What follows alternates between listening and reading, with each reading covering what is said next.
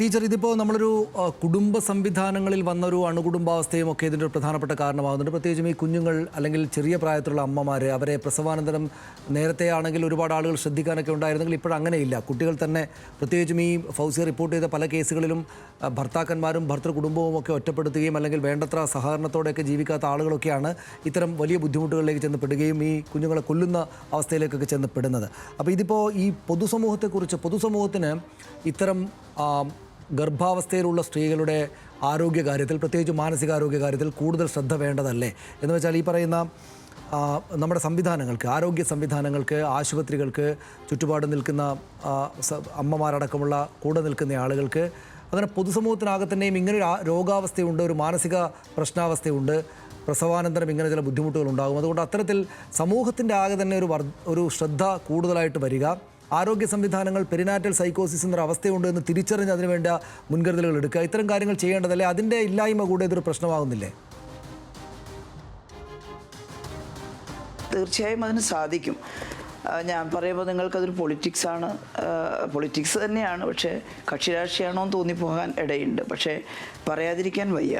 ഒരു സോഷ്യലിസ്റ്റ് സമൂഹത്തിൽ മാത്രമേ ജനിച്ചു വീഴുന്ന കുഞ്ഞ് സമൂഹത്തിൻ്റെ ആകെ ഒരു സമ്പത്താണ് എന്ന് വെച്ചാൽ അത് സമൂഹത്തിന് വിട്ടുകൊടുക്കുക എന്നുള്ള അർത്ഥത്തില്ല. അങ്ങനെയാണ് ചിലപ്പോൾ വ്യാഖ്യാനിക്കപ്പെടുക, സംശയം തോന്നുന്നത് ചിലർക്ക്. പക്ഷേ ജനിച്ചു വീഴുന്ന കുഞ്ഞിന് എല്ലാ പ്രൊട്ടക്ഷനും കൊടുത്തുകൊണ്ട് നല്ല പൗരനായി വളർന്നു വരാനുള്ള അവസരം ഒരുക്കുക എന്നുള്ളത് ഒരു ഇഗാലിറ്റേറിയൻ സൊസൈറ്റിയിൽ മാത്രം സാധിക്കുന്ന ഒരു കാര്യമാണ്. ഞങ്ങളൊക്കെ അതുകൊണ്ടാണ് സോഷ്യലിസത്തെക്കുറിച്ച് വാദവരാതെ പറയുന്നത്. ഒരു മുതലാളിത്ത രാജ്യത്തിൽ വ്യക്തിക്ക് അത്തരത്തിലുള്ള പ്രാധാന്യം പലപ്പോഴും കിട്ടുന്നില്ല. പ്രത്യേകിച്ച് വളരെ കൂടുതൽ ജനസംഖ്യയുള്ള രാജ്യത്ത് അതിൽ വളരെ കുറച്ച് പേർക്ക് മാത്രമാണ് കൂടുതൽ അറ്റൻഷൻ കിട്ടുന്നത്. വ്യക്തിപരമായ ശ്രദ്ധ എല്ലാവർക്കും കിട്ടുന്ന അവസ്ഥ വരുന്നില്ല, അത് ഡെവലപ്പ് ചെയ്യുന്നില്ല എന്നുള്ളതാണ് വസ്തുത. നമ്മുടെ കേരളത്തിൽ കുറേയെങ്കിലും പൊതുജനാരോഗ്യ ശൃംഖലയുണ്ട്. ആ പൊതുജനാരോഗ്യ ശൃംഖലയെ നമ്മൾ ഇനിയും മെച്ചപ്പെടുത്തേണ്ടിയിരിക്കുന്നു, ഇത്തരത്തിലുള്ള കാര്യങ്ങൾ അഡ്രസ്സ് ചെയ്യാൻ.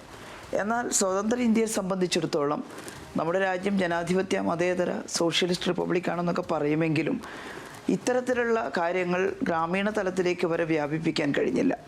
കേരളത്തിൽ നമുക്ക് ഇത്തരത്തിലുള്ള എല്ലാ കുറ്റകൃത്യങ്ങളുടെയും കണക്കെടുക്കാൻ സാധിക്കും.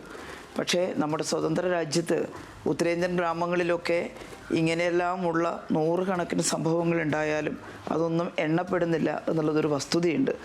അപ്പോൾ വലിയ തോതിൽ കുഞ്ഞുങ്ങൾക്ക് പ്രയാസം നേരിടുന്നുണ്ട്. അതിന് പ്രതിവിധി ഒന്നു മാത്രമേ ഉള്ളൂ, അതായത് ഈ സമൂഹത്തെ എല്ലാ മനുഷ്യർക്കും ശ്രദ്ധ കിട്ടുന്ന സോഷ്യലിസ്റ്റ് ആസൂത്രണ പ്രക്രിയയിലേക്ക് കൊണ്ടുവരിക എന്നുള്ളതാണ്.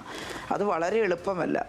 രാജ്യത്തിൻ്റെ സമ്പത്ത് എങ്ങനെ വിനിയോഗിക്കുന്നു, രാജ്യത്തിൻ്റെ പോളിസി എന്താണ്, അതെല്ലാം ഒരു വിഷയമാണ്.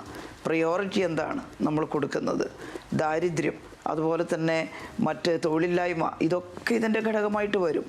പലതരത്തിൽ അസ്വസ്ഥമാകുന്ന മനസ്സാണ് പ്രസവത്തിന് ശേഷം കുഞ്ഞുകൂടി വരുമ്പോൾ ഇത് താങ്ങാനാവാത്ത ഒരു തരം മാനസികാവസ്ഥയിലേക്ക് ചെല്ലുന്നത്. വളരെ ഹാപ്പി ആയിട്ടുള്ളൊരു സമൂഹമാണെങ്കിൽ അത്രത്തോളം അപകടത്തിലേക്ക് പോവില്ല. ഒരു കാര്യം കൂടി പറഞ്ഞ് അവസാനിപ്പിക്കുകയാണ്. കേരളത്തിൽ നമുക്ക് ശക്തമായ പൊതുജനാരോഗ്യ ശൃംഖല ഉള്ളതുകൊണ്ട് തന്നെ നമുക്ക് താഴെത്തട്ടിൽ ഇത്തരം കാര്യങ്ങൾ ചെയ്യാൻ സാധിക്കും.